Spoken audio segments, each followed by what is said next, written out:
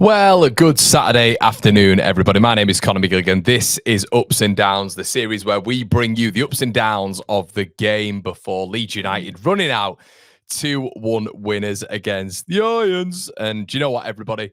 I'm buzzing with that. I'm looking at Sunderland's win as well and thinking to myself, I'm even more buzzing with that. Leeds sat on 11 points, and it looks like the promoted teams are causing an absolute mess at the sort of top tier of English football when it comes to these mid-bracket teams who are really, really struggling in terms of these transitional periods.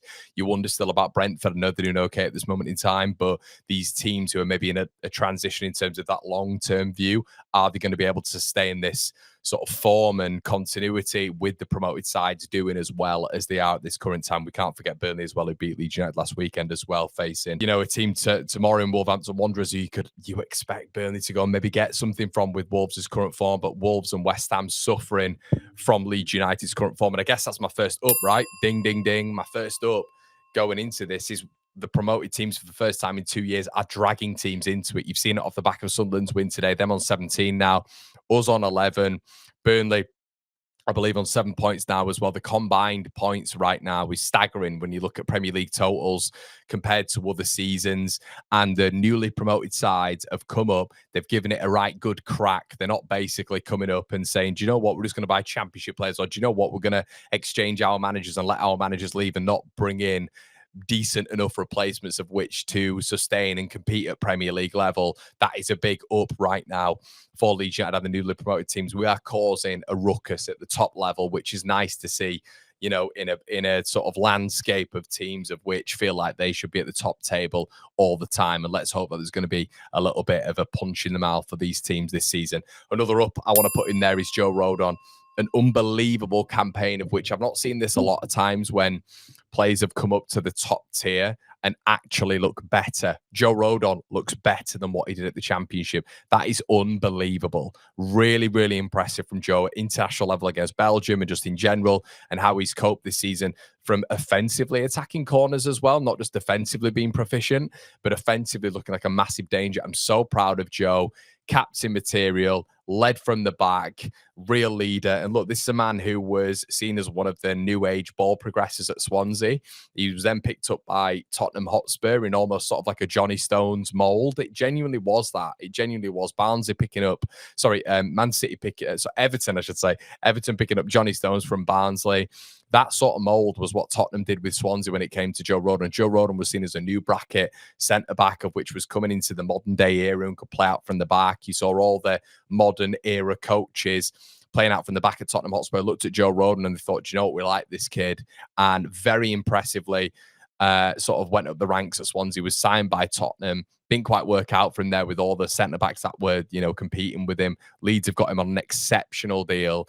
10 million quid this guy cost us, by the way, everybody. 10 million quid. I'm so happy with Joe as of right now. He's been a mainstay, an unbelievable sign, and he's improving literally match on match. And another brilliant defensive performance and an offensive thing of which now you're looking at Joe and saying last season we were all going on about Pascal and how brilliant he was in the air offensively.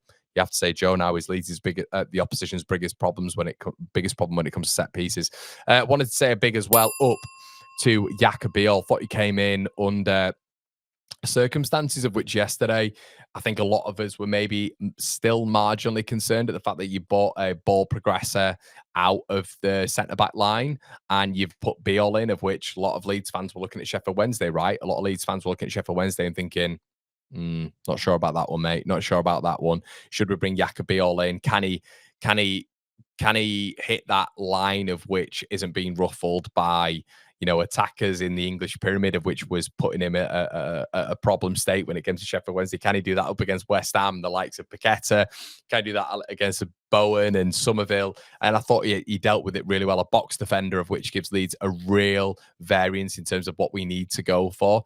In terms of, we could go to a back three. It could be against certain teams, you go with Beal, certain teams, you go with Pascal. I thought we missed Pascal's distribution, but I think overall, Jacobiel came in, was solid, and I was gutted for him in particular that we didn't get that clean sheet. And he brings in with him another up as well, which was Lucas Perry. I thought Lucas Perry was really, really good yesterday. A really, really good, really impressive. I thought his handling was good. His distribution was much better than what it was against Arsenal, I thought, which I thought against Arsenal it was poor. His throwing was decent as well. And that's 3 ups on the chart right now for me, everybody. I have to say a big up as well, again, to Daniel Farke. He changed it up yesterday.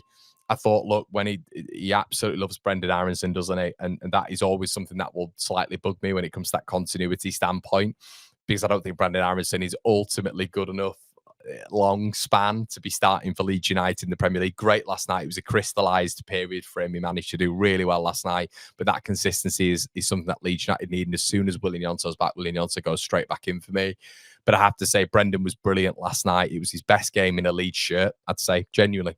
I'd say from an attacking component, I think his decision making, his level of dribbling, his body feints, I thought his defensive work, and just ultimately his attacking work was the best I've seen him in a Leeds shirt. I thought it was the most complete performance from him last night, which might maybe, if I'm to be slightly pessimistic, look on West Ham's horrific defensive performance yesterday. But from a personal standpoint, Brendan was really good yesterday. Farke, we have to talk about it as well. Brought Beal in, brought Perry in, brought Okafor in, made massive changes, took Stack out, brought Tanaka in, made 4 huge changes last night. And ultimately, the only one who we're all looking at was Brendy. That was the only one. And Brendan Aronson came in last night and was really, really decent. I do think long term, though, Farke is going to have to work that out. I don't think he can be that loyal to Brendan Aronson. I do think at some stage he needs to be worked out of this side for better players. And I want to see Okafor, DCL, and Gnonto as a consistent front three throughout the season, because I think that works together. It will have a synergy, and it is the best quality in terms of that technical aspect that Leeds have in their squad right now.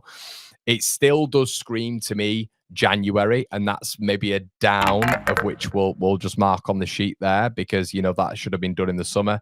But a down is that January market that does need to be invested in for Leeds United. We all know that anyway, but it was maybe the reverse, the handbrake approach that Farke naturally will have when it gets to that latter part of the game. From what we know, Okafor wasn't injured. It was a tactical substitution, bringing Jack Harrison on, and that kind of makes Leeds drop back 5 to 6 to 7 yards. And what that naturally does is encourage the opponent to press a little bit higher, because Leeds have got nothing in behind.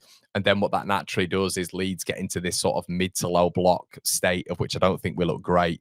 Man-to-man orientation, I think we look a little bit better. But when we get into this mid to low block, I don't think Leeds look fantastic, to be honest with you. So if we are to go into the January market and invest, hopefully that means that Farke won't have to go to that conservative approach in terms of from an attacking composition.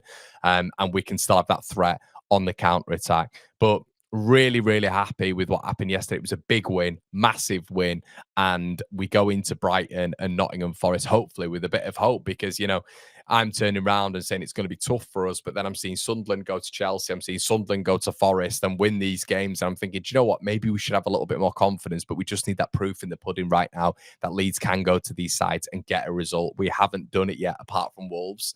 And if we can go to these sides, if we can pull up a win against Forest, pull up a win against Brighton, why not? If Sunderland can do it, why can't we? Guys, let me know what you think in the comment section below. Like, comment, and subscribe. Check out the Instant Match Reaction. See you soon. Cheers.